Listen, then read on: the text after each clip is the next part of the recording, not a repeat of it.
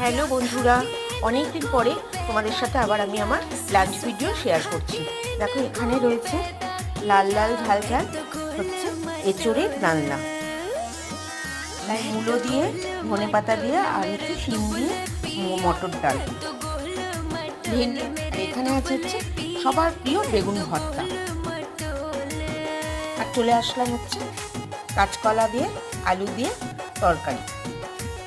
আর যেটা না হলে পুরো খাওয়াটা অসম্পূর্ণ হবে, সেটা হচ্ছে ভাত। গরম গরম ধোয়া ওটা ভাত। চলো এবার লাঞ্চটা সেরে ফেলি। Thanks for watching, bye bye.